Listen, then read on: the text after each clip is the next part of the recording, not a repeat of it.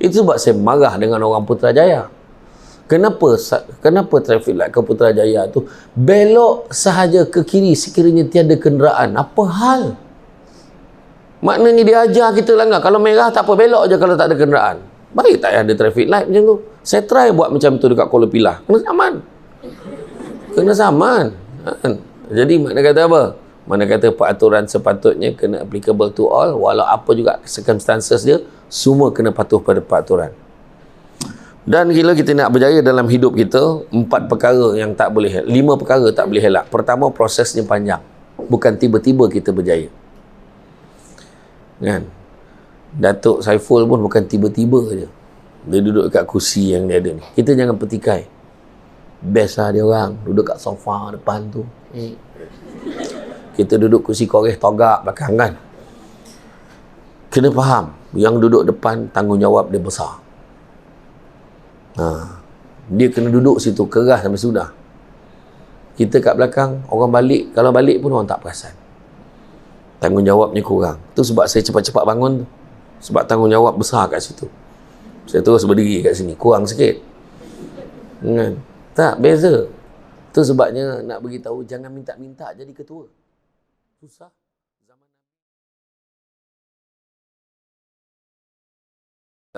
Alhamdulillahirrabbilalamin. Wassalatu wassalamu ala ashrafil anbiya wal mursalin wa ala alihi wa sahbihi ajma'in. Subhanaka la ilma lana illa ma'allamtana innaka antal alimul hakim. Rabbi syrah li sadri wa yassir li amri wahlul 'uqdatam min lisani yafqahu qawli. Alhamdulillah, syukur kepada Allah Subhanahu wa taala, segala puji bagi Allah Tuhan sekalian alam, salat dan salam ke atas junjungan besar Nabi Muhammad sallallahu alaihi wasallam. Terima kasih banyak diucapkan kepada tuan pengerusi acara yang Muhammad Datuk Saiful Izam selaku Saiful Izam ke Lizan? Saiful Zaini. Oh, tukar pula. Kalau aku senarai nama bagilah kan. Kan Saiful Zaini, tuan apa YB Datuk Saiful Zaini. Kemudian Tuan Farid, belum Datuk lagi? Tak lama lagi. Tuan Farid kita, lepas tu Puan Khairulina, betul semualah pegawai kanan dan kiri kan, di dalam pengurusan air, Perbadanan Pengurusan Air Pahang, dan seterusnya tuan-tuan dan puan-puan yang hadir pada hari ini, sama ada secara langsung ataupun secara maya. Alhamdulillah, memang betul lah, kita ni berada, orang kata, pada zaman yang sangat mencabar, kan? Sangat mencabar, yang mana tahun 2023 dikatakan lebih mencabar lagi dengan pelbagai andaian-andaian ekonomi kan, dan masyarakat semakin ramai dan kehendaknya semakin tinggi. Kalau boleh mereka mengharapkan satu perkhidmatan yang sempurna, kan? Alangkah manusia itu tidak sempurna, tetapi dia tidak menghalang kita untuk mencapai perkhidmatan yang terbaik. Itu sebabnya dalam satu hadis Nabi sebut, sesungguhnya Allah sangat suka hamba-Nya kalau melakukan satu amal pekerjaan, dilakukan dalam keadaan yang baik, teliti dan sempurna. Bila Nabi sebut macam tu, maknanya usaha ke arah kesempurnaan itu mesti ada, terutamanya pada orang Islam. Bayangkan, Allah suka kalau buat kerja tu bukannya cincai-cincai, bukannya janji siap, bukannya asbol, asal boleh. Jadi maknanya mesti buat yang terbaik. Jadi standard tu kita, masalah kita lah kalau melibatkan anak pula. Bila kata pipe ni, dia pun berkaitan dengan beberapa unsur-unsur luar, seperti kontraktor, lepas tu tenaga kerja. Dan seringkali kalau melibatkan air ni, orang akan petikaikan servis. Bila time nak repair, korek aja, lepas tu biar. Itu biasa kan. Lepas tu belum cerita lagi dengan kaki tangannya yang banyak masalah, terutamanya budak-budak yang nak bekerja. Kemudian bila dah selesai satu kerja, dia buat apa? Dia tak terus balik ke pejabat, dia akan duduk dengan kawan-kawan ni. Benda ni berlaku di semua tempat kecuali pipe. Ni saya cerita awal-awal. Sebelum aku kena balon, tak akan panggil lagi, biar aku betulkan dulu. Tak, benda ni yang saya alami dari beberapa negeri yang saya pergi, tentang syarikat air yang dah diswastakan. Sebab apa tujuan penswastaan? Sebab mengharapkan perkhidmatan yang lebih baik. Expectation akan berubah bila berlakunya penswastaan, bila berlakunya proses corporatization ni, maknanya dia nakkan satu yang lebih baik. Alangkah malangnya bila masyarakat menyebut dulu sebelum penswastaan lagi bagus lagi. Alangkah malangnya. Maka kita tak nak. Ni perspektif biasa masyarakat. Jadi tuan-tuan dan puan-puan rahmati Allah sekalian, hari ini saya rasa seronok dapat berceramah dengan bukti saya ceramah di pipe tak cukup dengan tulisan tu, dengan air pipe ni. Saya tak tahu, saya anggap ni memang untuk iklankan ke atau memang untuk saya air ni. Sebab dia bagi botol saja kan, jadi saya anggap tak saja kan. Samsul debat ni dia smash depan-depan je. Tak apa Datuk. Allah susah itu. Bergurau. Samsul debat ni tak bergurau tak boleh. Sebenarnya hari ni saya memang happy sangatlah sebab hari ni hari terakhir saya di Pahang. 4 hari dah kat Pahang. Bini pun bising lah. Pahang ceramah. Saya balik pada umrah. Balik tu pergi Sarawak 4 hari. Lepas Sarawak 4 hari, terus pergi Slim River. Lepas Slim River, pergi ceramah di Penang, Kuala Ketil. Lepas tu balik pada Penang, terus pergi Temeloh beberapa hari. Lepas Temeloh balik ceramah kat KL 2 hari, pergi pula balik semula, pergi ke Bera, Mengkarak kan, sekolah menengah kebangsaan Mengkarak. Lepas tu malam tu pergi ke Raub. Lepas Raub, pergi ke Lipis, tempat kan. Tapi saya sukalah Lipis. Mak patin steam Azmi tu sedap. Memang terbaik lah. Saya rasa dalam Pahang sana paling baik sekali lah. Saya dah rasa semua dah, saya sebut lah semua. Saya dah rasa tu paling baik lah. Tapi dia tak, saya tak sepatut sebut lah patin steam tu sebab dia tak taja ceramah kita pagi ni. Tapi memang saya suka lah. Dapat pula ikan kerai goreng pula, garing-garing. Aduh. Mana kadang-kadang kita sebut rezeki kan, lepas ceramah dapat, biasanya macam tu. Saja je kan. Jadi Puan Lina usahakan kan. Jadi ni sahabat saya ni, Puan Lina ni sahabat daripada zaman sekolah lagi, kita dah kenal. Dah kenal. Suami dia pun saya kenal. Dia ingat saya lupa, saya kenal dia sebelum saya kenal suami dia. Kan, macam tu lah. Tapi orang kata kisah lama buat apa dikenang kan. Tak ada.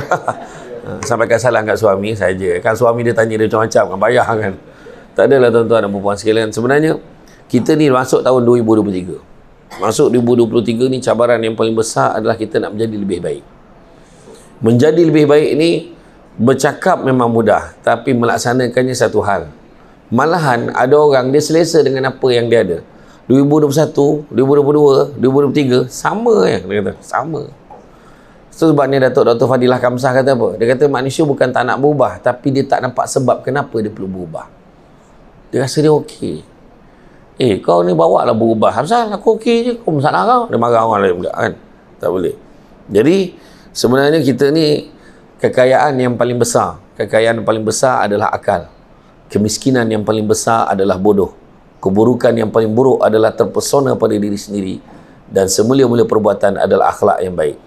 Jadi makna kata bila kita sebut kekayaan paling besar adalah akal, cari ilmu. Dalam kita bekerja sentiasa belajar dan belajar. Kena improve.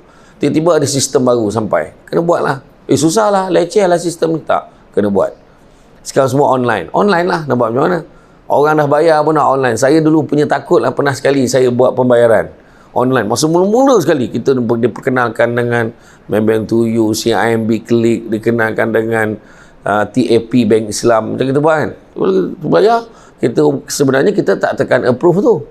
Jadi sudahnya bil tertunggak. Saya kata ni masalah betul online ni. Kita katakan sebenarnya kita yang tak tekan klik, tak tekan button confirm tu semua. Tapi kita salahkan sistem. Beberapa ketika akhirnya kita tak boleh tolak. Kita kena dengan sistem online sekarang ni. Orang dah tak bawa duit banyak-banyak dah. Tak bawa duit banyak dah ke sana kemari. Kan? Nak penceramah pun semua bayar online dah sekarang. Saya syukur sangat dengan itu. Sebab bila dapat cash ni susah, tuan-tuan. Dapat cash, orang perempuan dia beli bau. Salam cium tangan campur belerang tu. Dapat duit ke tadi? Dia tahu tu. Dia tahu bahaya betul. Nak jadi kadang lambat dia orang ni. Tahulah sekarang online pun 7-8 hari kadang macam tu lah kan. Macam-macam lah. Online, sistem online.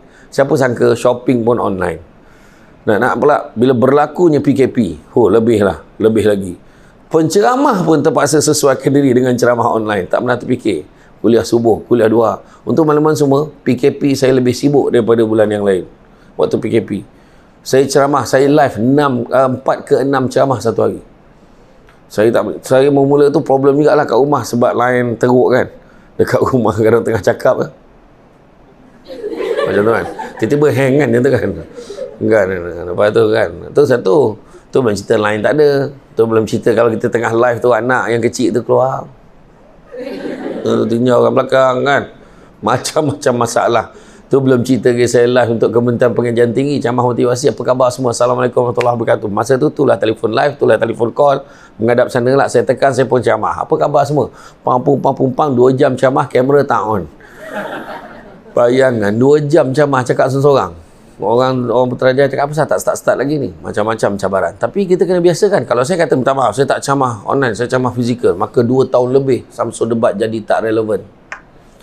Lepas tu saya first time pergi ke Astro, kena tahfiz, kena swab test. Saya Alhamdulillah 2 tahun saya kebal berjaya mengelakkan diri pada kena jolok hidung.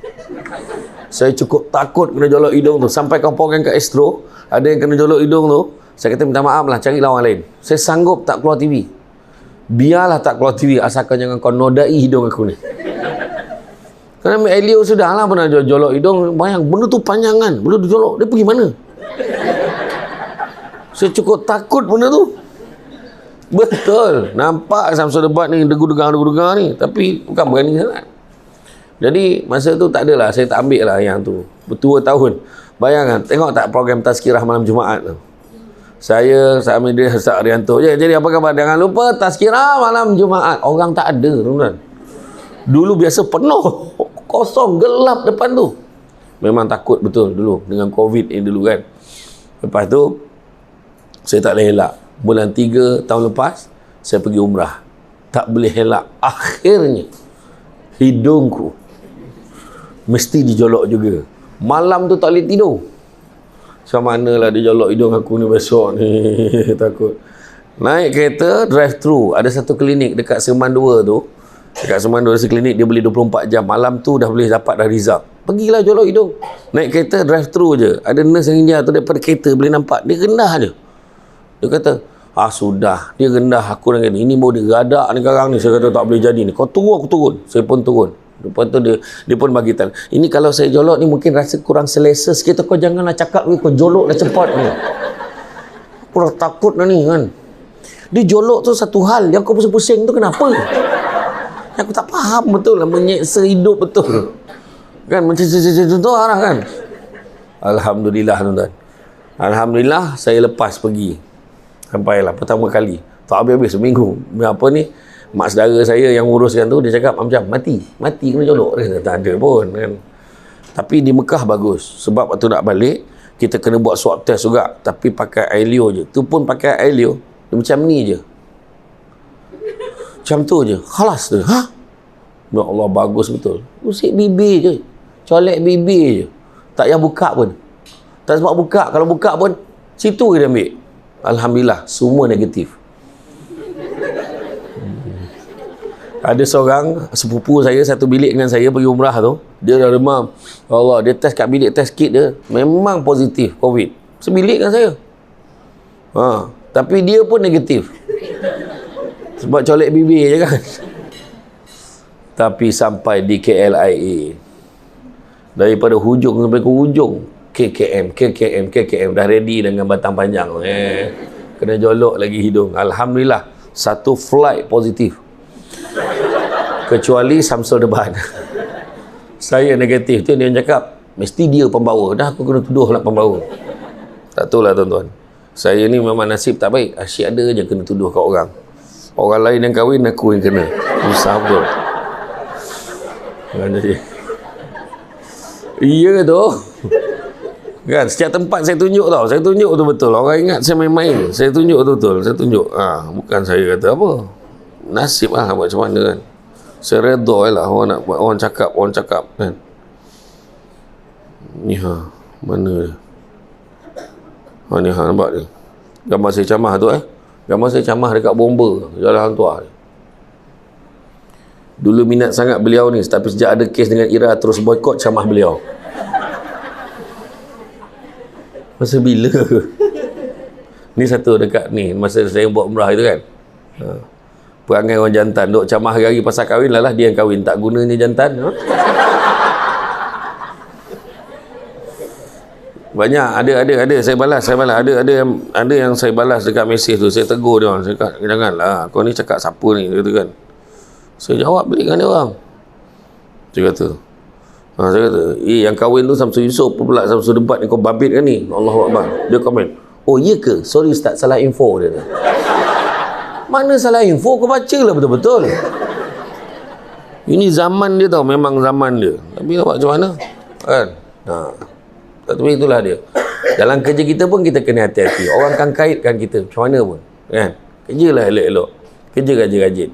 Tu saya kata tadi, akal kita sentiasa improve pengetahuan kita. Dan kemiskinan yang paling besar adalah kebodohan, sebab tak nak belajar. Kita selesa dengan itu, cukuplah, tak apalah, biarlah, takat tu je, biarlah, jangan. Dan keburukan yang paling buruk adalah terpesona pada diri sendiri. Kita perasan kita bagus, jangan. Kita sentiasa ada ruang untuk memperbaiki diri sendiri kan. Contohlah perasaan bagus ni, contoh apa ni? Orang yang cantik, orang yang tak cantik rasa diri dia tak cantik, orang tu cantik sebenarnya. Orang yang cantik rasa diri dia cantik, orang tu tak berapa cantik. Orang yang cantik rasa diri dia tak cantik, ya Allah cantiknya dia. Orang yang tak cantik rasa diri dia cantik, bayanglah betapa buruknya dia. Macam tu lah yang saya katakan tadi.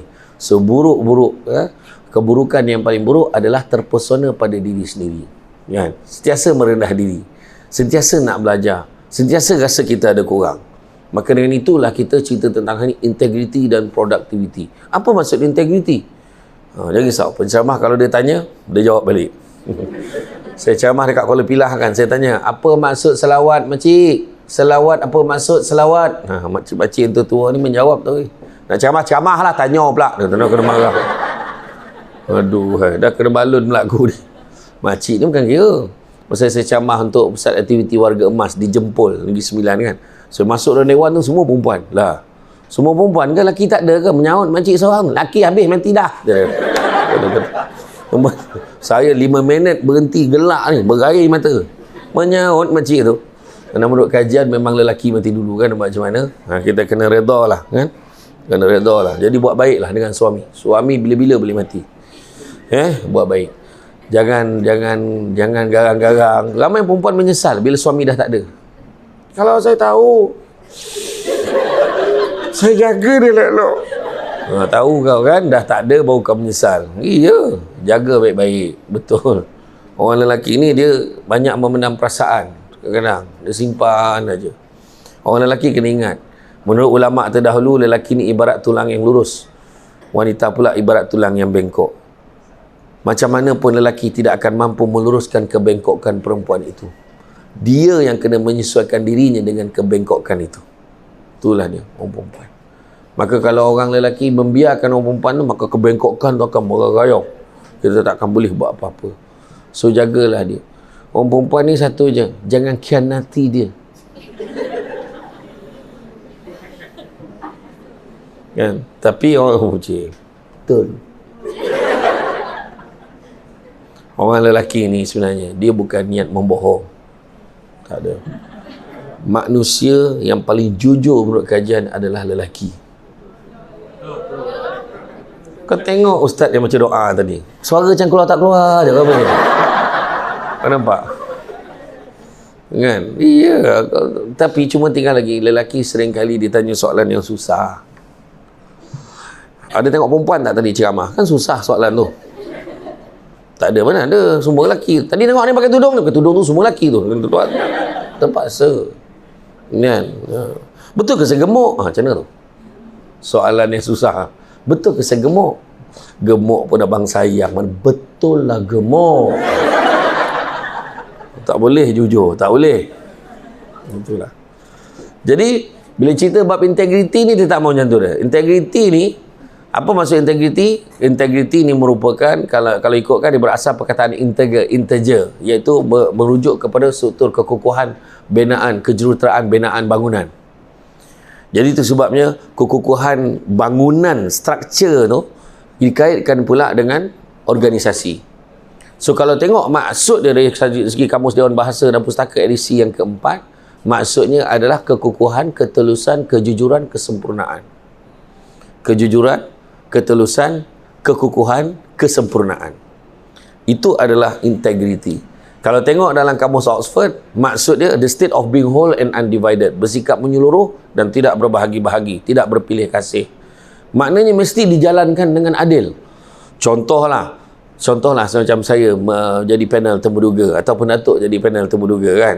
Jadi kalau kebetulan ada pula yang datang nak interview tu anak saudara dia, maka dia kena angkat tangan. Dia kena angkat bendera putih. Dia cakap minta maaf, saya tak boleh duduk dalam bilik temuduga ni. Saya serahkan pada anda semua untuk interview sebab saya tak boleh, yang calon selepas ini ada kena-mengena dengan, ada pertalian darah dengan saya. Itulah yang berlaku pada saya dulu. Waktu saya jadi pengarah undang-undang, saya nampak kampung ni, I'm a legal advisor before, you know. Bila saya jadi pengarah undang-undang dulu, tak macam mana mak saudara saya minta tolong, adalah cucu dia tu anak saudara saya lah, untuk apply jawatan penguat kuasa dekat bawah saya, jabatan saya. Saya kata, dia pakai kabel yang paling besar, mak saya pun cakap, dia macam mana ni? Maklum kau cakap minta tolong budak siapa tu, dia sebutlah nama dia. Alah, macam mana mak? Takkan nak saudara mak tak tahu, mak sampaikan je. Mak kata kan. Lepas tu saya pun tak apalah, kebetulan memang nak jadi penguasa bukan senang. Dia kena ujian bertulis, lepas tu dia kena lari dekat Padang 2 round. Kalau dekat Seremban tu kena lari kat Stadium Paroi itu 2 round. Walaupun jawatan kerani, jawatan pun tu tak habis, semua kena lari. Sebab kebanyakan staff, kalau Datuk tengok kan, nampak sihat, X-ray semua okey. Bila kerja, jap MC, buah pinggang beralih, siku problem, jantung berlubang sana, berlubang sini, macam-macam lah. Dulu elok je kan. Dan kebanyakan yang problem tanya bahagian HR. Mana bahagian HR? Ini bahagian HR. Tanyalah bahagian HR. Yang paling problem ramai MC yang berumur 30 tahun dan ke bawah. Betul ke tidak? Betul. Yang baru-baru kerja, problem. Kejap MC. Ada je masalah. Yang seorang tu jajak meninggal. Ada je saudara meninggal. Bapak meninggal, mak meninggal, dik meninggal, saudara mara meninggal. Sudahnya bila HR kaji balik, memang tragis betul. Sebab memang kalau dalam silsilah keluarga tu, dia satu-satunya waris yang tinggal dalam keluarga tu. Betul. Betul lah. Tu yang kena lagi 2 round. Dan masalahnya anak saudara saya tu tadi, exam bertulis dia lepas. Yang physical test pun dia lepas. Akhirnya dia masuk interview. So masa masuk interview, saya cakap dengan yang jaga bilik temuduga tu, Azrin, sekarang kalau calon yang dimasukkan, tolong maklumkan kat bilik temuduga ni dulu tau, baru panggil dia. Okey. Lepas tu dia pun cakap, calon yang keberapa, saya tak tahu berapa belas lah. Dalam 30 orang tu, dia calon berapa belas lah. Bila sebut dia nama, Cik Samsul, lepas ni yang calon yang Cik Samsul cakap tu akan masuk lepas ni. Okey, saya pun maklumkan pada semua panel temuduga, minta maaf banyak, calon yang selepas ni saya ada kepentingan, iaitu dia ni ada pertalian darah dengan saya tak boleh berada dalam bilik temuduga ni. Jadi saya serahkan pada semua panel untuk buat keputusan. Saya kata, saya pun keluar pada bilik tu, tunggulah sampai sudah dia di temuduga. Lepas dia di temuduga, saya pun dipanggil masuk balik dalam bilik tu. Bila masuk dalam bilik tu, saya tanya, macam mana? Oh, tak layak lah, saiz dia tak cukup. Lepas tu bila tanya dia tak boleh jawab. Okey, saya pun tulis lah, tak layak. Saya pun sama dengan yang lain, tak layak. Tapi dia tidak berakhir di situ. Balik rumah maklum saya, mak saudara saya cakap apa? Sampai hati kau. Aku bolo kau daripada kecil. Waktu kau domam dulu, semualah buka cerita kan. Itulah dia, harga dia bila kita nak melaksanakan integriti. Tapi kena tahan lah, tak sampai 2-3 bulan dia dapat kerja lebih baik lagi daripada itu. Dia dah berkahwin, alhamdulillah, dapat anak yang comel-comel, bahagia dah hidup dia sampai sekarang. Tu sebab saya kata, sekarang ni kita percaya dengan rezeki. Kita kena ingat tau, bab rezeki ni Allah bagi. Ada 3 hakikat rezeki. Pertama, punca rezeki. Ada orang punca rezeki gaji. Ada orang punca rezeki bonus. Kan? Bonus you all tak sama tau dengan penjawat awam biasa. Kan? You all dapat berapa itu? Berapa? 3 bulan. Okey, untuk makluman semua penjawat awam di luar sana, pesan dengan Yang Amat Berhormat Perdana Menteri supaya semua orang pun kena dapatlah 3 bulan gaji. Baru betul. Ini dengan ini menghargai penjawat awam. Kita umumkan bonus insentif kewangan sebanyak RM700 per bondo. Kan? Ada 3 respon penjawat awam masa tu. Yang pertama, baik tak payah seorang tu. Respon yang kedua, jadilah dulu 500 sekarang 700, naiklah sikit, kira tu. Respon yang ketiga, dia berlari kat mesin ATM tu, dia cucuk dah. Tak ada pun, belum lagi baru umum. Dia punya excited. Sebab apa? Dia dah janji nak tukar kasut sekolah anak dia. Dia dah janji dah, dia nak belanja family dia makan kat luar. Pada setengah orang, 700 tu besar nilai dia. Tu sebab saya kata punca rezeki Tuhan tentukan. Kedua, kadarnya berapa? Tuhan tentukan. Ketiga, bila kita dapat rezeki tu pun Tuhan tentukan. Macam ni kan, berapa lama dah pengurusan air ni nak panggil Samsul Debat datang. Tuhan tentukan bila dia dapat datang. Rupanya hari Jumaat yang berkat ni dapat saya datang kat sini. Alhamdulillah, rezeki. Ceramah jangan risau, tak lama sangat pun. Yang lama ambil gambar, jangan risau. Korang ni bukan tu, ceramah sikit ambil gambar, lepas tu belagak dengan semua orang. Kau ada, dia tekan. Macam tu lah tuan-tuan. Kan? Jadi sebenarnya itu, balik pada cerita integriti tadi. Maka integriti ni menuntut kita untuk bekerja dengan sebaik mungkin. Contoh, kalau kita tengok dalam kehidupan kita, kita nampak lampu merah dekat traffic light kan. Kita nampak apa tindakan kita? Lampu merah pukul 12.30 malam, tengah malam, tak ada kenderaan pun. Ada seekor anjing kat tepi tu seolah menyinir-nyinir. Jalan lah. Macam tu lah kata anjing tu lebih kurang kan. Jadi apa tindakan kita? Adakah kita akan tengok dia punya tu ada pula dia beritahu second tu 125 saat lagi. Adakah kita akan tunggu atau kita akan teruskan? Siapa yang akan tunggu sampai lampu hijau? Tolong angkat tangan. Siap buat muka. Punyalah tak nak ikut peraturan ya kan? Siapa yang akan terus jalan? Dan siapa yang akan ikut jalan lain supaya jumpa yang hijau ni? Nampak? Kebanyakannya akan pilih untuk terus. Itulah maksudnya integriti. Maknanya kita akan kekal dengan standard kita, prinsip kita, walaupun ada orang, walaupun tak ada orang. Itu sebab saya marah dengan orang Putrajaya. Kenapa traffic light ke Putrajaya tu belok sahaja ke kiri sekiranya tiada kenderaan? Apa hal? Maknanya dia ajar kita langgar. Kalau merah tak apa, belok je kalau tak ada kenderaan. Baik tak ada traffic light macam tu. Saya try buat macam tu dekat Kuala Pilah. Kena saman. Jadi makna kata apa? Mana kata peraturan sepatutnya kena applicable to all, walau apa juga circumstances dia, semua kena patuh pada peraturan. Dan bila kita nak berjaya dalam hidup kita, 5 perkara tak boleh helak. Pertama, prosesnya panjang. Bukan tiba-tiba kita berjaya. Kan? Datuk Saiful pun bukan tiba-tiba je. Dia duduk kat kursi yang dia ada ni. Kita jangan petikai. Best lah dia orang. Duduk kat sofa depan tu. Kita duduk kursi koreh togak belakang kan. Kena faham, yang duduk depan tanggungjawab dia besar. Dia kena duduk situ keras sampai sudah.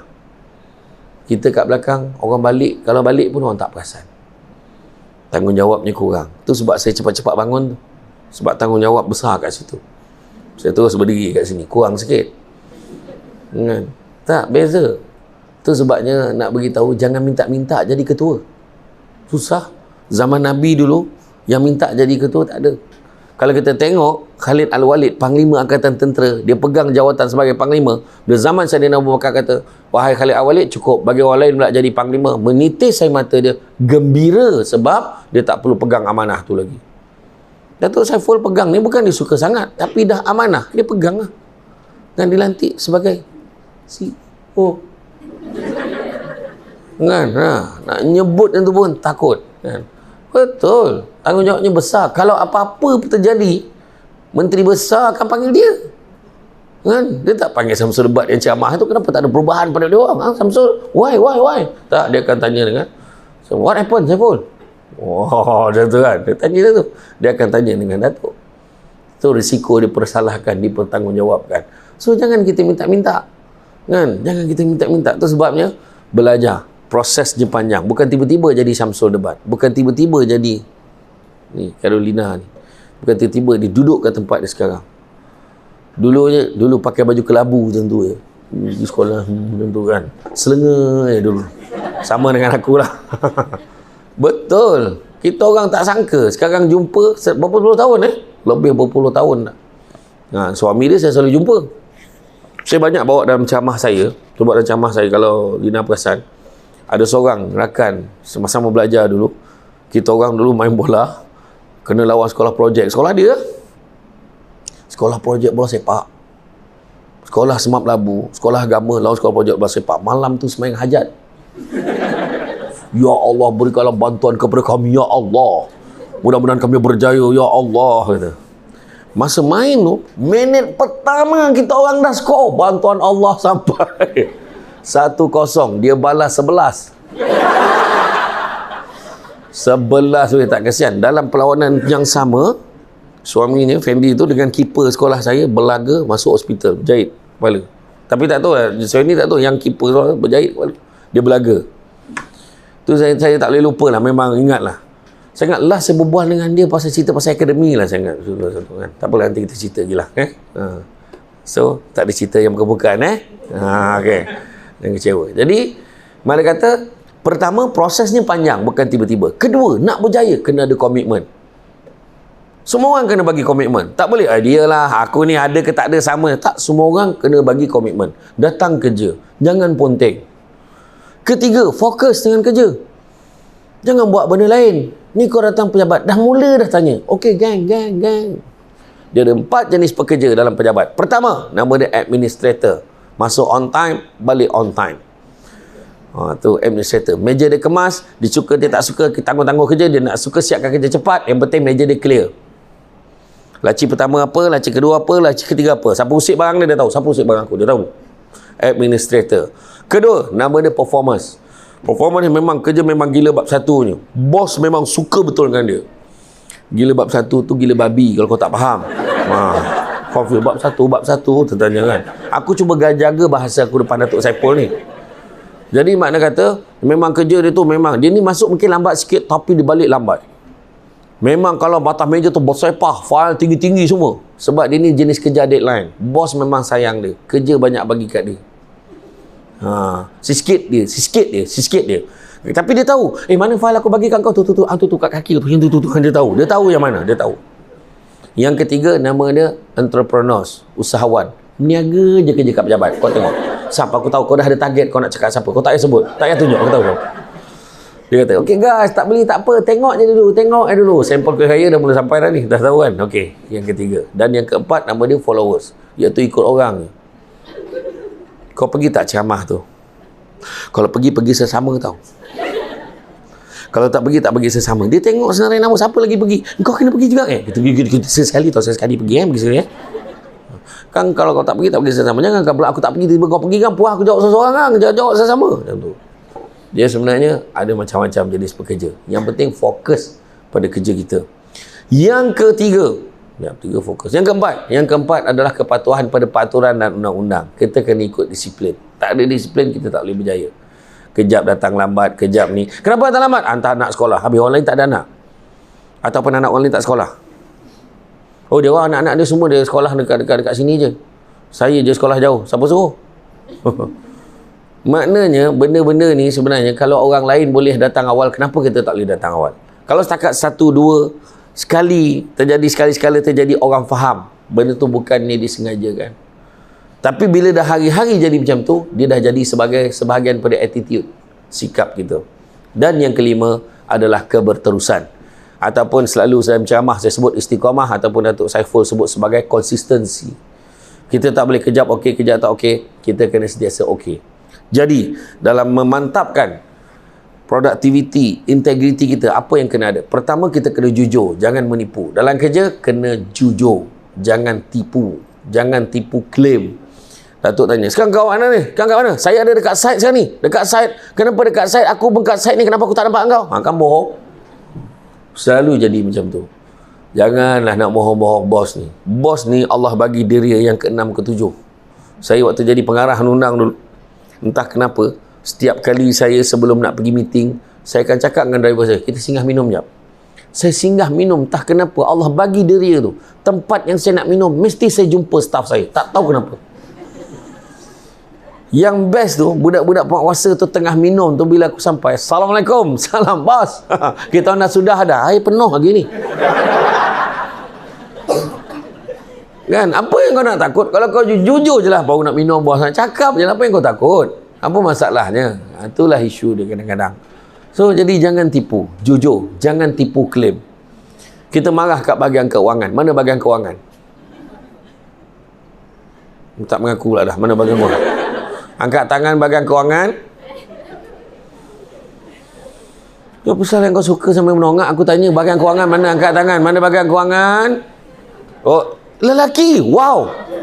Oh, jarang. Biasa saya expect perempuan. Perempuan memang tak ada. Semua lelaki. Mana perempuan? Apa yang susah sangat nak ngaku bahagian keuangan? Bahagian keuangan ni biasa dia akan query, claim mileage, claim overtime. Kenapa claim overtime ni tinggi sangat? Macam tak tally. Dia akan perbetulkan ataupun dia query. Claim mileage, kenapa pergi kursus yang sama tapi claim awak lebih banyak daripada claim orang lain? Jawab, jelaskan. Jangan marah macam duit mak ayah kau. Sebab bukan duit mak ayah dia lah dia tanya soalan tu. Faham? Kesian bahagian kewangan kadang-kadang. Mereka dianggap sebagai musuh pula. Pahal masalah kau ni tak puas hati pergi kat bahagian kewangan. Jawab aja. Memang klaim saya berbeza sebab saya tak tahu jalan. Dekat roundabout tadi saya pusing 3 kali. Tak tahu simpang mana harus kutuju. Saya menangis dekat penghujung simpang tu. Orang perempuan kan ada masalah dengan map kan. Itu tentulah. Orang perempuan. Kalau dengan lelaki memang. Daripada kau bergaduh, biarlah orang lelaki jaga map. Betul. Orang lelaki sambil bawa sambil tengok map. Orang perempuan, depan ni bang, depan ni. Belum. Ya Allah, masih tu simpang ni bang. Tu memang. Memang cari pasal. Okey. Jadi jangan tipu. Kena jujur. Kedua, amanah. Bila kata amanah, bila kerja, kita kena jaga the do and the don'ts. Mana boleh buat, mana tak boleh buat, jangan buat. Apa dia amanah? Contoh, pergi ke pejabat. Tiba-tiba sibuk pula hari Sabtu tu nak settlekan kerja-kerja yang tak settle kan. Bawa anak, duduk dan diam. Jangan kacau mama. Jangan kacau mama saja. Tak padan kampung, jantut mama saja. Nyampah. Jatuh, dia katakan. Anak mama. Tak mengalah. Panggil mama, dia macam bahasa baby. Panggil mama. Nenek dekat dapur. Panggil mak sudahlah. Menyampah aku kan. Yelah sekarang kerja dekat Kuantan Indra Mahkota. Mama lah. Sama macam Lina tu. Senawang. Kampung Jolai cakap. Membondo. Macam Surbat kan. Memanglah duduk Seremban, tapi kampungnya TK, Batu Kikir, Bangor dengan kekampungan. You can take Syamsul out from Negeri Sembilan, but you cannot take Negeri Sembilan out from Syamsul. Remember that. Senawang. Kena bahan ni. Nah ini.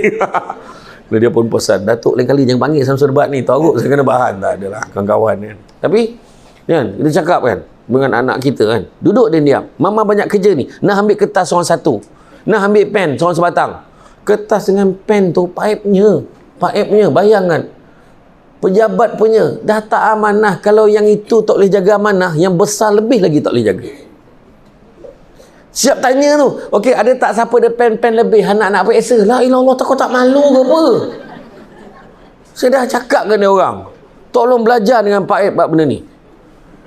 Kan? Sebab dia orang memang cukup jaga benda ni. Dia orang mana ada pakai harta benda awam, tak ada. Memang cukup. Yang korang belakang ni apa hal? Duduk situ. Audit ke apa tu? Yang belakang. Dia pun tak sangka dia terbabit sekali. Tapi itu dia. Jadi makna kata amanah. Sebab Nabi sebut la imana liman la amanata lahu wala dina liman la ahdalahu. Tidak beriman orang tak jaga amanah, tak beragama orang tak laksana janji. Ada tak kita berjanji? Cakap. Sebelum masuk kerja ada berjanji ke tak? Masa bila? Bukan aku janji waktu kau sign contract of service, contract for service, itu adalah perjanjian, agreement. Sama ada oral ataupun written agreement, semuanya adalah sah, valid. Betul bercita aku janji. Saya berjanji akan buat apa juga yang diarahkan. Cuma dalam file manager dengan MPK, manual prosedur kerja, ada yang bawah sekali dan lain-lain arahan yang diarahkan oleh ketua jabatan dari masa ke semasa tu kena revise. Tak boleh gunakan yang itu. Dari segi undang ni tak sah. Mesti kalau ada benda baru yang kita kena buat, masukkan. Tu sebab kita kena update file manager kita. Okey. Seterusnya, jaga hubungan satu dengan yang lain. Dalam organisasi ni Datuk, yang paling penting kita kena kerja bersama-sama. Kalau nak jalan laju, jalan seorang-seorang. Tapi kalau nak berjalan jauh, berjalanlah bersama-sama. Itu ayat dia. Dengan suami kita pun tu ayat dia. Kalau abang nak jalan seorang-seorang, nak jalan laju, jalan seorang-seorang. Tapi kalau abang nak jalan jauh, kita jalan sesama. Macam tu, tahu? Baru dia macam tu. Jadi maknanya macam tu kat kita dalam organisasi. Susah senang sama-sama, kita boleh pergi jauh. Tapi jangan nak jaga kepentingan diri. Jangan kita saling menjatuhkan. Kita kena bekerja sama. Nampak tak? Sekarang orang dah pandang tinggi dah pada organisasi ni. Bila penswastaan dah diberikan, maknanya dia hebat. Maka sistem dia canggih. Maka tak ada lagi kelewatan dari segi perkhidmatan. Maka apa cah-cah tertentu diberikan. Sebab profesional. Itu yang penting. Nampak tak? So, jadi jangan kita saling menjatuhkan antara kita. Pertama, jangan tamak. Kongsi tak apa. Faham orang perempuan. Dia ada beza antara faham dan setuju. Saya tanya balik, faham ke tak faham? Setuju tak? Astaghfirullahaladzim. Cuba jangan sangka buruk dengan pandangan penceramah. Bila saya kata kongsi itu, mungkin kita bantu-membantu. Kongsi pandangan. Yang paling kuat tak setuju kau. Aku dengar tau. Pandang duduk kat luar. Tapi betul. Sebenarnya, kongsi ni maksudnya bantu-membantu. Antara satu. Jangan kedekut. Jangan sorang-sorang. Jangan tamak. Yang tahu kita je. Kita tak maklum kat lepas ni kita tak boleh dah buat apa macam ni. Kena maklum kat semua. Share. Jangan tamak. Okey? Kongsi tak apa. Yang kedua, jangan sombong. Tak ke mana pun. Tak ke mana pun kita dengan kesombongan kita. Penyanyi-penyanyi yang hebat tu, punya hebat dulu penyanyi, sampai masa masuk Gegar Vaganza, minta nyawa nak nyanyi lagu sendiri. Nak cakap apa? Kan? Orang tu hebat berlakon sampai masa jadi pelakon pembantu dah sekarang. Nak cakap apa? Saya dulu pegarah menunang sampai masa saya bersara, ada kad pesara, tunjuk kat hotel dapat 10%. Pencen dah saya. Samsul Debat, nak belagak dengan Samsul Debat berapa lama? Lepas 5-6 tahun Samsul Debat dah tak ada dah. Lepas tu dah Samsul Debat, Samsul Debi, Samsul Sebat. Agak je lah. Kan? Mungkin dah macam-macam Samsul ada, tak tahu. Tu yang isteri saya bila bising, ceramah. Saya kata, abang ni ceramah dalam 5-6 tahun lagi agaknya. Paling lama. Besok abang dah duduk rumah, jangan kau muntah tengok abang kat rumah. Sudahlah saya kata. Kan? Sementara abang boleh bekerja ni, biarlah abang kerja. Nak jaga konsultan, bawa orang pergi haji, pergi umrah, bawa orang pergi berjalan, pergi bercuti. Kan? InsyaAllah bulan 5, bulan 6 pergi Turki. Lepas tu bulan 7, bulan 8 kita pergi Balkan. Betul Okay. Tapi betul. Kan? Rezeki boleh pergi je lah. Kan? Boleh ceramah. Sampai masa tak boleh ceramah macam ni kan. Rezeki berapa hari ni? Alhamdulillah setiap hari tak pernah lepas tau. Mesti ada paten. Tak tahu kenapa. Kalau boleh goreng lah, paten goreng. Kan? Tak adalah kan, gurau kan. Tapi malam tadi ceramah dekat Merapuh tu, dia punya sup daging sedap. Terbaik betul. Saya tak tahu pula Merapuh tu dah sempadan Gua Musang betul. Dia orang cakap Kelantan lah. Lepas tu bila tak tahu dia masih lagi Kuala Lipih, tapi ya Allah jauh betul. Kan? Tapi alhamdulillah lah saya sonok. Lipih ni satu tempat yang saya takkan lupakan.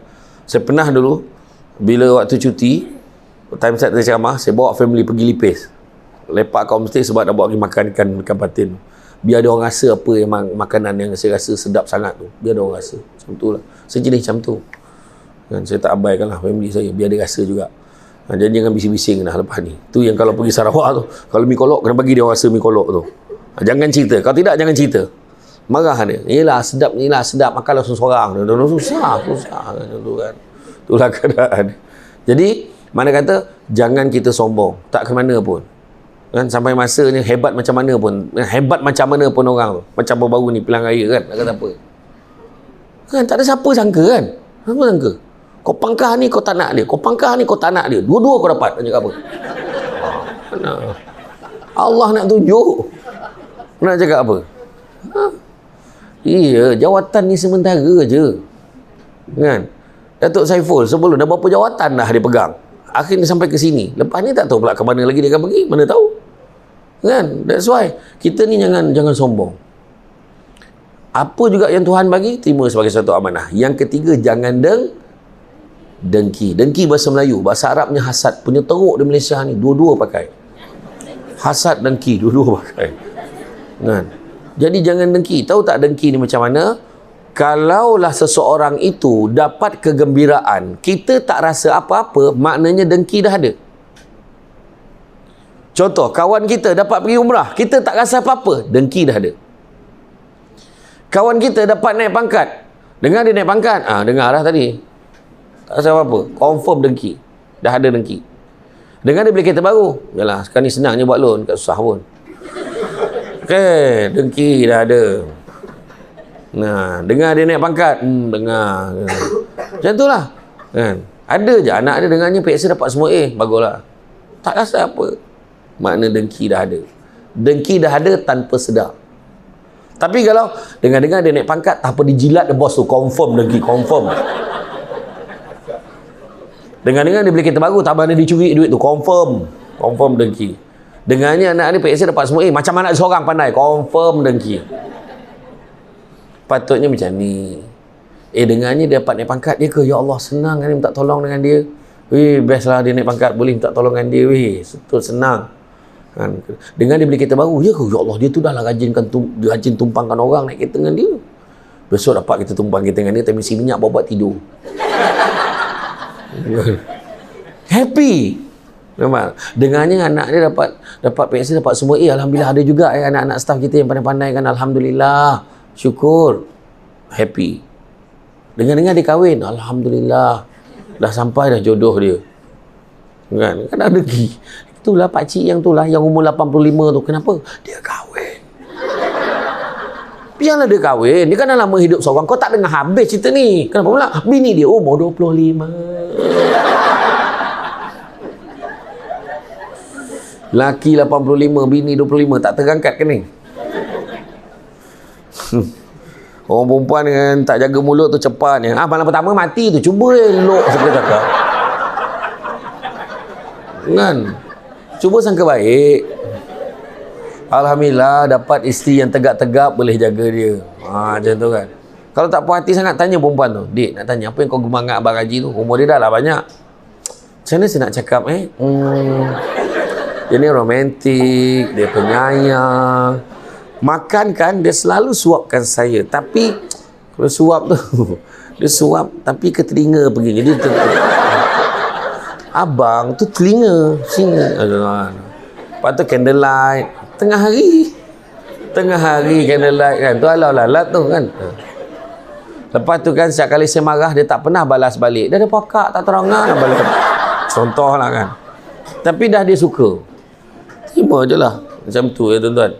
Jadi, mana kata dalam hal tu, jangan kita dengki. Kalau orang gembira, kita gembira sama. Seterusnya apa? Percaya pada hikmah. Aku ni kerja teruk-teruk pun sampai bila pun tak jadi apa. Ada orang rasa macam tu. Kan? Kalau dapat kena rahmat cemerlang, macam dia dapat. Pas dia. pekerja terbaik manjang dia. Aku ni tak pernah dapat. Kalau khusus pergi Genting, kalau khusus pergi KL, kalau khusus pergi JB, hantar dia.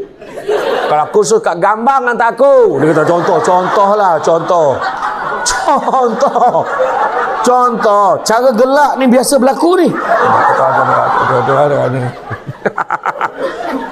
Dah, kena buat macam mana? Kebetulan khususnya memang nak hantar korang kat situ pula. Dia buat macam mana? Tu sebab dalam SKT, korang isi borang SKT tak?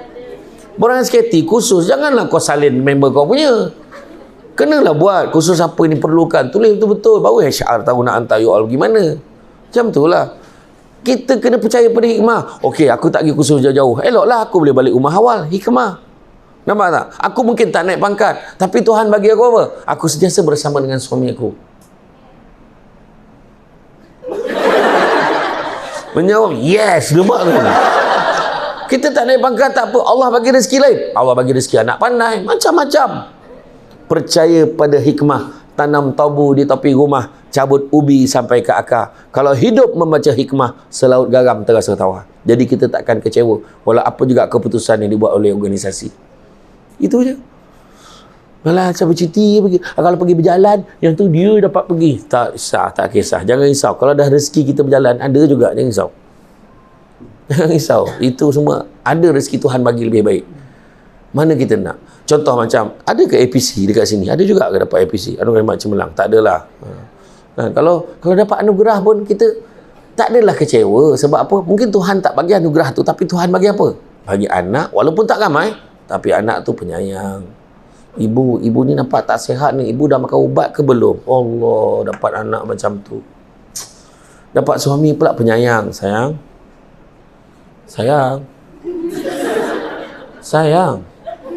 Abang balik ni sayang. Abang, masak lah. Sayang tahu kan. Abang kalau tak nampak muka sayang sehari, macam mana hidup abang? Abang ni, masak lah. Ayolah, masak lah dulu. Nak abang teman? Tu lambat nanti. I love you too. Kau tak nak geli-geli sangat. Kau happy ke tak cakap? Happy ke tak happy? Cakap. Happy. Itu sebenarnya. Ya, percaya pada hikmah. Seterusnya apa? Accountability, tanggungjawab. Lepas ni apa juga kerja kita buat, tanggungjawab. Kenapa tak siap ni? Minta maaf. Datuk, memang saya silap. Sepatutnya saya kena siapkan semalam. Saya tak sempat. Saya minta maaf. Tanggungjawab. Kenapa tak siap ni? Saya memang nak siapkan dah. Tapi sebenarnya file ni asalnya bukan saya ni kerja. Dia punya kerja. Saya tak tahu apa pun, dia yang letak file kat atas meja. Saya tak tahu kenapa apa. Saya tak tahu. Kita gemar tak bertanggungjawab. Macam cerita bangau. Kenapa bangau kurus? Ikan tak timbul. Kenapa ikan tak timbul orang lelaki? Rumput panjang. Kenapa rumput panjang? Lembu kebau tak makan. Kenapa lembu kebau tak makan? Sakit perut. Kenapa perut dah sakit? Nasi mentah. Kenapa nasi mentah? Kepi basah. Kenapa kepi basah? Hujan turun. Kenapa hujan turun? Ketak panggil. Kenapa ketak panggil? Itulah cakap.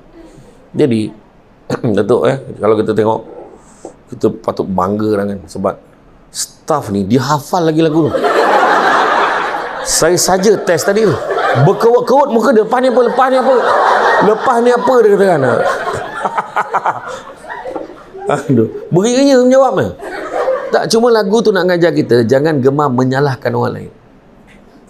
Tapi akhirnya binatang yang paling gentleman adalah ular. Ketika tanya berulang, kenapa kau nak makan katak? Dia jawab sambil merenung tepat pada mata yang bertanya. 3 kali diulang. Memang makanan aku. Dan rakaman audio hujung itu dah dipadamkan oleh Jabatan Rakib Negara. So what? Dia tanya. Orang tak tanya dah. Sebab tanggungjawab. Seterusnya, respon positif. Apa juga dasar-dasar perkeliling yang dikeluarkan oleh pihak pengurusan, ditandatangani oleh Datuk Saiful. Mulai berapa hari bulan, semua staf tidak dibenarkan begini. Semua staf hendaklah begini. Percayalah, benda itu telah dibincangkan dalam mesyuarat tertinggi. Dan pusat pengurusan dah tentukan itu yang staf kena ikut. Jangan, alah tak benda lah, dia tak faham ke kita? Kita bukan, dia orang dah bincang. Percaya cakap saya. So positif, kita buat dulu. Orang yang bijak akan nampak jalan pada setiap masalah. Bukan nampak masalah pada setiap jalan. So apa juga arahan, buat. Tentu ada yang terbaik di sebaliknya. Satu ayat yang biasa tengok, kalau nampak sekela, tak apalah kau orang yang muda-muda ni buatlah, akak dah nak pencen, yang seorang tu. Tak habis-habis bikin nak pencen. Kita pun baca balik sekela tu, ada ke tulis kepada yang nak bersara, sila abaikan notis ni. Tak ada pula. So, buat yang terbaik. So, dalam kita bekerja dan nak capai apa yang kita nak capai tadi, yang pertama kita kena cepat. Kita jangan lambat. Lambat kita akan ketinggalan. Ini zaman-zaman teknologi. Semakin kita lambat, semakin kita ketinggalan. Tiba-tiba PKP hari tu. So, mesyuarat online. Buat online. Zoom meeting on. Kita buat. Sesuaikan diri dengan masa dan keadaan. We have to rejuvenate ourselves. Otherwise we harden. Rejuvenasikan pemikiran kita. Meremajakan pemikiran kita. Kalau tidak, we harden. Kita akan menyusahkan orang lain. Itu sebabnya kita kena berada dalam sistem tu. Tak tahu, tanya. Belajar. Belajar dengan teliti. Jangan bagi alasan. Oh, minta maaf. Yang ni saya tak tahu. Ni bukan saya. Tolong cari orang lain. Saya tak sesuai untuk ni. Jangan macam tu. Kalau tak sesuai, maka kita kena berhenti daripada kerja kita.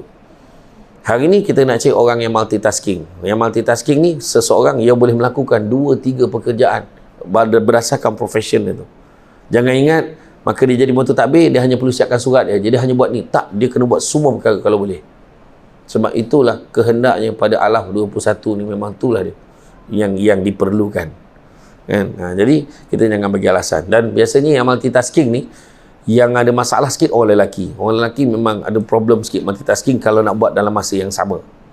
Dia boleh buat 2-3 kerja tapi masa berbeza-beza. Tapi orang perempuan dia lain. Dia boleh 2-3 kerja pada satu masa. Dia boleh buat ni, dia boleh tu, dia boleh ni, dia boleh. Lelaki tak boleh. Kalau lelaki tengah naik, termasuk saya lah, kalau tengah naik kan, orang ajak berbual, aku ada benda nak bincang dengan kau ni. Penting ni. Aduh, apa hal? Cepatlah, banyak kerja ni. Dia kena berhenti kerja dia. Orang lelaki je tu.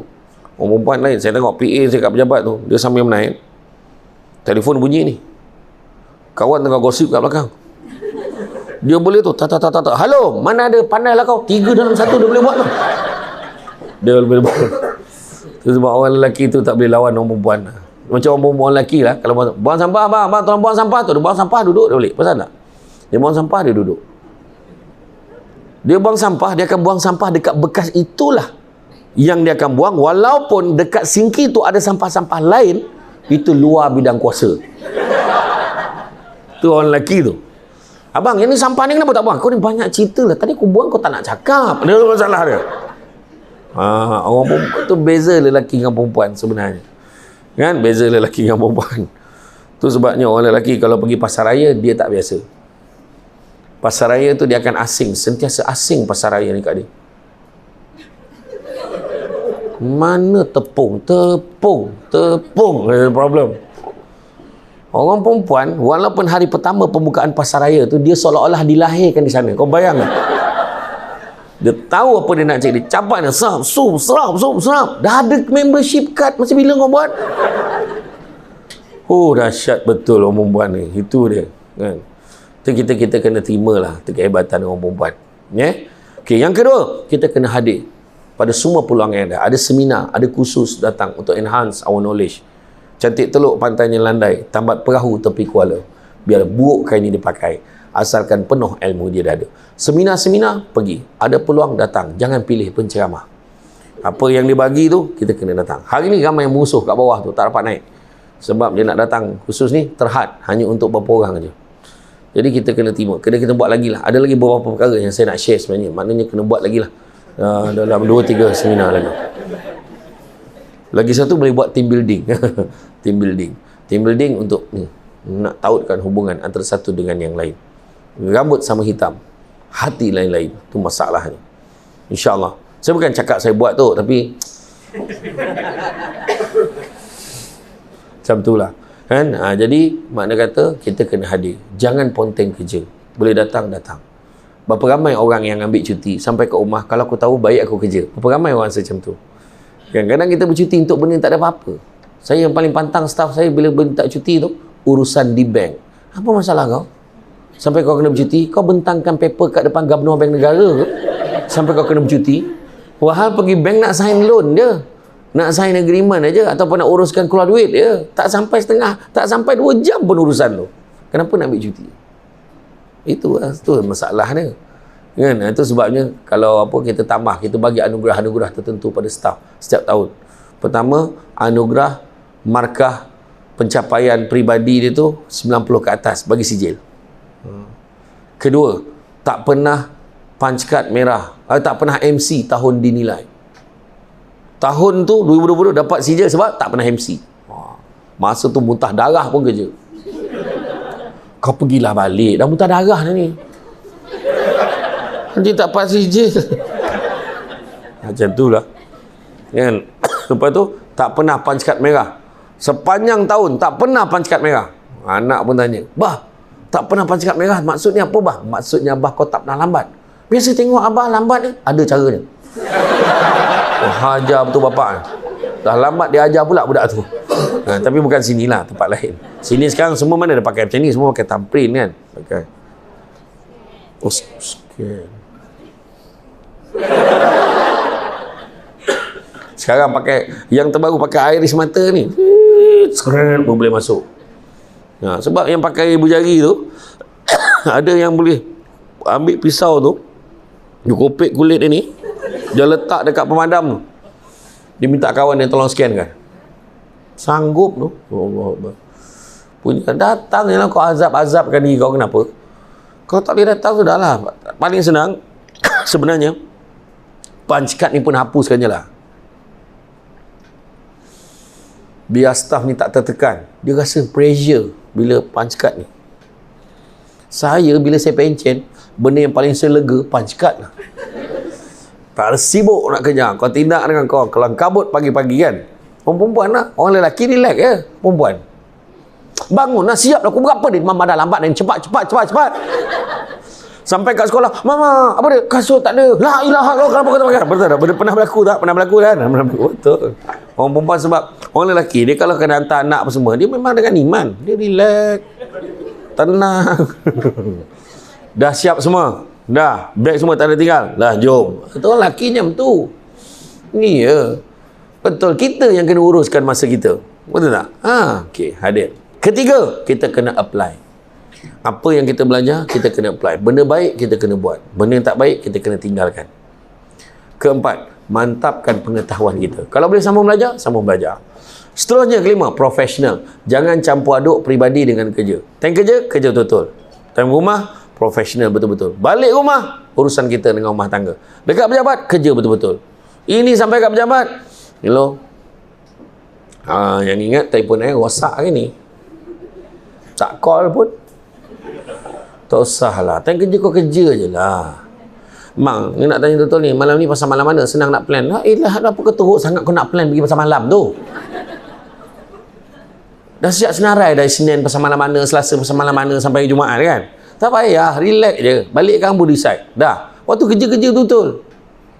Amanah tu kerja. Nampak tak? Mantapkan pengetahuan kita profesional. Jangan campur aduk peribadi dengan tugas. Balik rumah, profesional kat rumah. Kita sebagai ketua keluarga lain. Sebagai isteri lain. Tu sebab kita tengok dekat mesin punch card tu, orang perempuan paling pressure sekali. Ya Allah, kesian dia orang. Waktu depan sekali orang perempuan.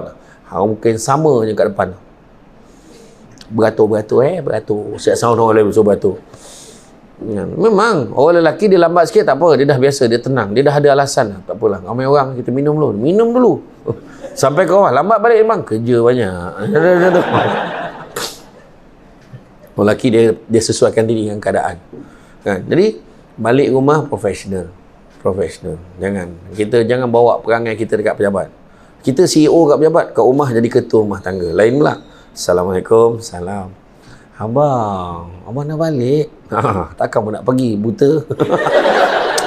Kadang-kadang ayat orang perempuan ni pun kena salah kadang-kadang. Balik bang, kau memang tahu pukul 5 lebih kalau dia sampai memang dia balik, kau tanya lagi buat apa? Cuba luahkan perasaan. Abang, seronok tengok abang balik.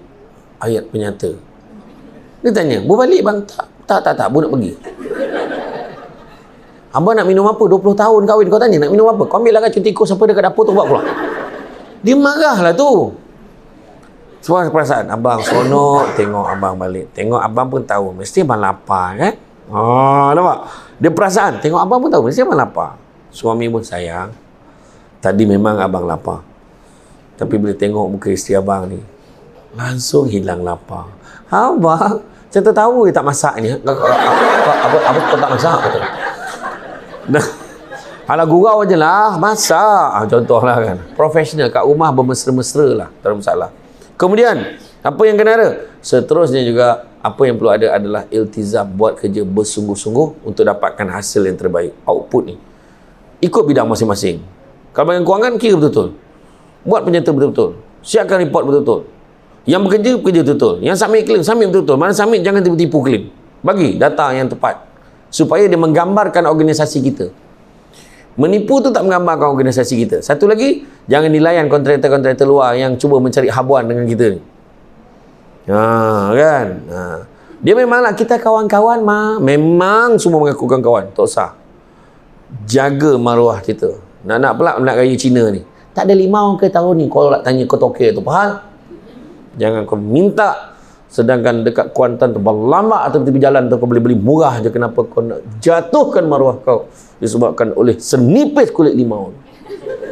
Bawa bakul berisi limau, sangat borek, payah nak jinjing. Biar mati di baham harimau daripada mati digigit anjing. Faham? Jaga maruah. Kau tak tepuk mana kau tak faham ni.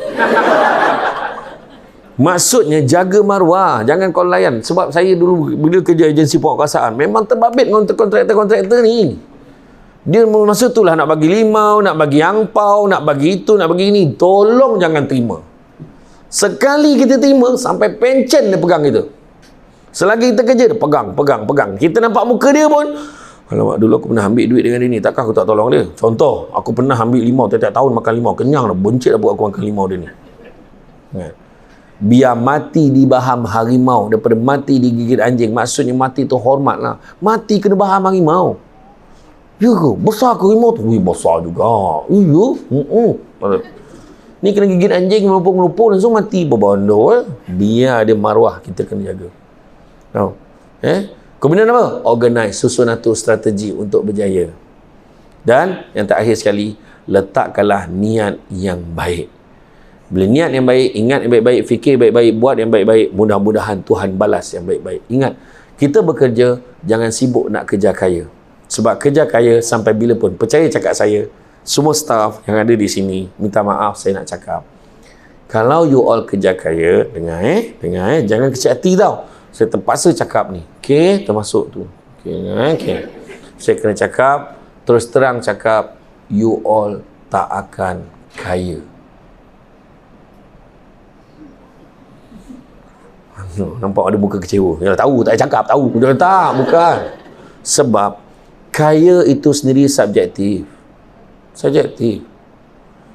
Kaya tu berapa baru kaya? Katalah tiba-tiba Datuk Saiful punya gembira. Hari ni saya gembira sangat hari ni. Bak Samsul Debat datang. Ni contoh tau, contoh. Jangan kau tuntut, ni contoh. Maka hari ni saya umumkan kepada semua yang hadir, khususnya yang duduk dekat sini. Duduk sana tak dapat, duduk sini. Saya umumkan akan semua yang hadir sila tinggalkan nombor akaun masing-masing. InsyaAllah sebelum jam 5 petang ni kita akan bank in kan dalam akaun masing-masing sekurang-kurangnya RM500,000 setiap seorang. Tak, aku contoh, kau jangan tepuk pun. Kau jangan tuntut tau. Ni contoh. Saya nak tanya betul-betul. Terus terang tanya. Saya nak tanya puan. Okey, puan siapa nama puan? Puan Nurul. RM500,000 dah kaya ke belum? Dah kaya ke belum? Berdebar pula, aku tunggu jawapan kau. Tak, cakap tu, dah rasa-rasa, tak apa, jangan risau. Dah kaya ke belum rasa? Kaya dah. Sebelah tu puan apa nama? Puan Kia.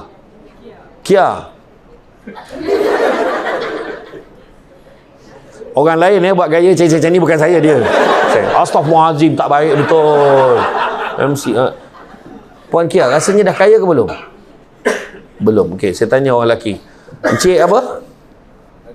Najib. Najib. Lama tak jumpa. Cik Najib nak tanya. Rasa dah kaya belum RM500,000? Kaya dah. Okey. Yang belakang tu, yang pakai baju Melayu kelabu ni, okey. Kurta Dah RM500,000 dah kaya ke belum? Kaya. Okey, yang belakang tu, tu yang jambang macam pelakon apa tu? Macam Reza apa nama tu? Okey. Rasa RM500,000 tu dah kaya ke belum? Isteri dia. Betul lah. Ya, orang rumah. Orang rumah ke tu? Tak. Macam mana? Dah kaya ke belum? Belum. Okay. Nampak tak? Tu sebab saya kata tadi, kaya tu sebenarnya subjektif. Ada orang ni, saya pergi rumah ada satu Datuk Seri tu, saya berceramah kat rumah dia. Saya kata, rumah dia besar betul, kereta dia besar. Masa tu saya naik Azia, saya kata, kat mana aku nak parking ni? Kereta semua dari ketua negara. Ada Porsche, ada Jaguar. So, saya parking sebelah Jaguar Pro 2, okey lah tu. Jadi saya tanya dia, besar rumah dia, ada swimming pool, ada tempat semayang, solat tu, ada tempat muslimat, ada tempat lelaki, tempat perempuan ambil wuduk. Cantik betul. Rumah dia besar betul. Dia baru kahwin, saya tak nak cerita siapa. Saya pun cakap, Datuk, agaknya rumah Datuk ni mesti mahal. Adalah, Ustaz, masa saya beli dia murah lagi. Masa tu baru 4 juta. Aku salah tanya ke dia salah jawab tu tak? Nah, bayangkan. Pergi ada satu rumah Datuk lagi. Saya berdiri minta datang. Dia masa tu dia macam housewarming lah. Pergi ke rumah dia. Wih, besar betul rumah Datuk ni, mahal. Nasib baik dia bagi kurang, Ustaz. Kalau tidak, memang saya tak boleh beli. Dia kurang berapa? Alhamdulillah kurang-kurang dapat 5 juta. 5 juta bagi kurang. Renovate berapa? Renovate dalam 1,5 je. 1,5? Takkan mungkin 1,500 weh. Renovate 1,5, 1.5 juta. Barang saja 3 juta. Cuba fikir. Dan dia tak sombong. Cara bercakap tu memang bahasa dia. Ada seorang datuk tu dekat Kajang. Dia ajak saya makan kat rumah dia. Lepas tu dia bagi saya rasa satu kopok. Cuba Ustaz rasa. Sedap tak kopok ni? Sedap. Itulah tu. Isteri saya pun cakap sedap. Tu yang kita orang beli kilang tu. Kenapa lah kau beli kilang tu? Kalau dah sedap kau beli banyak, bagi semua orang rasa. Bayangkan tahap dia tu. Jadi kaya ni tak sudah sebenarnya. Kalau betul kaya tu sebabnya Allah uji muda dengan tua, sehat dengan sakit, lapang dengan sempit, hidup dengan mati, kaya dengan bukan dengan miskin. Allah uji kaya dengan kecukupan. Ada orang kaya tapi tak cukup-cukup. Tu sebabnya Nabi sebut anak-anak Adam kalau diberikan 2 lembah emas dia akan minta lembah yang ketiga. Tak pernah cukup. Tapi Nabi juga ajar kita dekat Pak Aib ni kita kerja, cari rezeki yang halal. Mana kerja elok-elok. Sebab apa? Yang halal itu cukup buat kamu. Dan Nabi juga sebut manusia yang paling kaya. Lah, boleh kaya rupanya. Nabi sebut manusia yang paling kaya adalah manusia yang merasa cukup dengan apa yang dia ada. Itu sebenarnya. Saya fikir rumah biasa-biasa.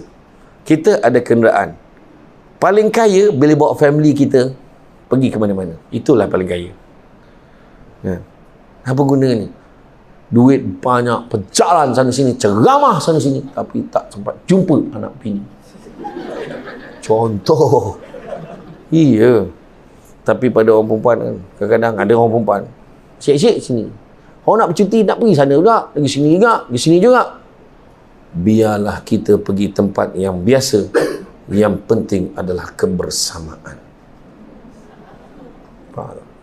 Jangan kejar kaya, tapi kejarlah bahagia. Kerana satu hari nanti kita akan sedar, bukan semua perkara boleh dinilai dengan harganya. Barulah Aish Matin tahu betapa pentingnya penerimaan Nabila, Bella di dalam kehidupannya. Kau tengok tak cerita tu? Saya tak tengok orang share dalam TikTok. Kau tidak tak tengok ke? Kan? Iya.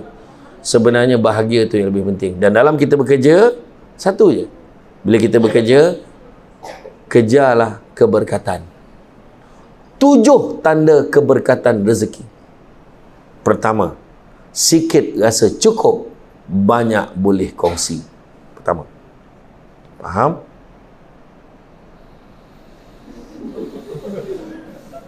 Banyak boleh kongsi. Apa lagi yang kau fikir? Kau fikir benda. Mana boleh sedekah, bantu orang. Sikit cukup, banyak siap boleh share dengan orang. Pada orang yang tak berkat rezekinya, sikit tak cukup, banyaknya tak puas. Ibarat minum selautan air, tapi tak pernah hilang dahaga dia. Kedua, rumah tangga bahagia. Itu juga tanda keberkatan rezeki. Suami balik menyanyi, indah sungguh panorama. Isteri kat dapur nyaut, bagai pulau ni warna. Anak, ulala, indah alam. Contohlah, bahagia. Suami balik, sayang, bantu air, kita minum sesama. Abang buat kuih ke? Hari ni abang buat kuih lambang kasih sayang kita. Adakah kuih lambang kasih sayang? Ada, abang bawa kuih couple. Mana ada kuih couple? Cuma saya tengok. Kuih cakui. Cakui kan couple tu, dia macam ni kan. Contoh kan. Kan? Iya, suami balik macam ni. Saya nak tanya, bahagia tak? Suami nampak isteri tengah basuh pinggan ni. Sayang, dah cukup. Pergi masuk dalam, siap. Ya, abang sambung. Tak apa. Suami boleh basuh pinggan dengan baju Melayu sepasang, baju pink dengan sampin ni. CEO. Saya difahamkan Datuk Saiful memang macam tu. Dia penyayang, dia tak boleh. Sama macam saya. Saya pun memang tak boleh. Memang saya akan cuci pinggan ni. Seronok tak perempuan kalau suami macam tu? Walaupun tu lah sekali dalam 365 hari, kita akan rasa happy. Ataupun suami balik, sayang, ni ambil ni. Ambil ni, voucher spa muslimah ni, pergi. Nanti hari Sabtu ni pergi. Abang, habis anak siapa nak jaga? Abang ni akan jaga anak kita. Saya pergi aja.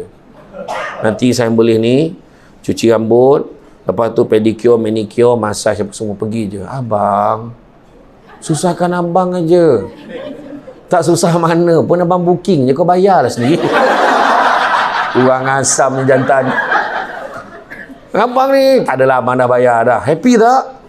Happy. Ketiga, anak-anak berjaya dalam bidang dia. Anak kita dapat nombor 1. Anak kita dapat nombor 1 dalam subjek tertentu. Kadang-kadang menitis air mata. Tiba-tiba tengok anak konvo. Ya Allah, abang. Anak kita konvo dah, abang. Ya Allah, abang. Suami pun cakap, kau bawa bertenang. Ni konvo tadika ni. Aduh, kau ni pun. Muka kawal perasaan kau ni sikit ni. Konvo tadika pun jadi kan.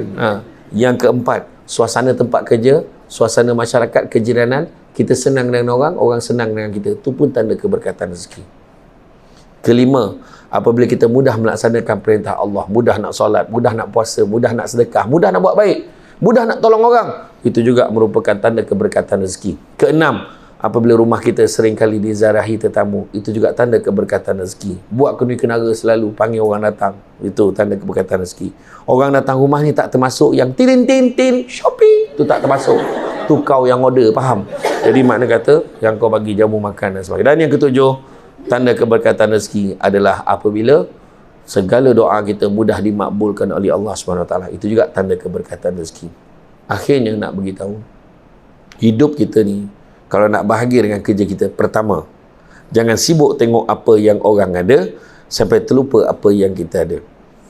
Yang kedua, jangan sibuk tengok kelebihan orang lain.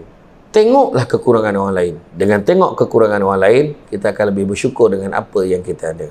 Yang ketiga, yang kita ada hari ini bukan sebab usaha kita. Apa yang kita ada hari ini sebab Tuhan izinkan. Ada orang lebih berkelayakan, kelulusan lebih tinggi, layak duduk tempat kita, tapi Tuhan belum rezekikan dia. Itu sebab kena belajar bersyukur. Hidup kita antara B dan D, birth and death, kelahiran dan kematian. Antara B dan D, di tengah-tengah ada satu lagi huruf, iaitu C. Kita ada choice. Hidup yang macam mana kita nak jalani. Dengan keluarga, hidup berbahagia. Di tempat kerja, kerja dengan berintegriti, jaga output kita, ke productivity kita. InsyaAllah, kita akan berbahagia di dunia dan di akhirat. Walau apa juga keadaan dia. Biarlah kita ni pangkat tak tinggi, tapi rumah tangga kita bahagia. Mungkin Tuhan tak bagi kita naik pangkat. Tuhan bagi anak-anak kita berjaya sampai ke Menara Gading. Mungkin Tuhan tak bagi itu. Tuhan tak bagi kita suami pun. Tuhan tak bagi kita isteri pun. Tuhan bagi peluang untuk berbakti pada kedua ibu bapa kita. Tanyalah orang yang dah tak ada mak ayah. Hidupnya dah tak sama. Macam mana pun lah dia gembira, dia akan rasa sedikit kekosongan dalam kehidupan dia. Okay? Jadi belajar bersyukur dengan apa yang kita ada. Okay? Dalam surah Asy-Syura ayat 20 Allah beritahu, barang siapa yang mengejar keberuntungan akhirat, nescaya kami akan tambahkan keberuntungannya itu. Dan barang siapa yang mengejar keberuntungan dunia, nescaya kami akan berikan sedikit saja daripada keuntungan dunia, dan tak akan ada satu bahagian pun untuknya di akhirat kelak. Maknanya, kejar akhirat, dunia pun dapat. Tapi kalau kejar dunia, kita akan dapat sikit aja dan tak akan dapat apa-apa bahagian pun di akhirat kelak. Jadi tuan-tuan dan puan-puan sekalian, rasanya cukuplah sekadar itu. Saya faham signal yang diberikan itu. Jadi insya-Allah lepas ni kita boleh bergambar. Tak ada masalah. Gambar tegak RM50, gambar RM120. Tak adalah. Apa pun yang paling penting pelaksanaan. Apa yang kita dengar, kita buat, apply. Cantik dipandang rumah penghulu, kayu turut ukir dari papan. Alang-alang menuntut ilmu, sebutir pasir kembangkanlah menjadi intan.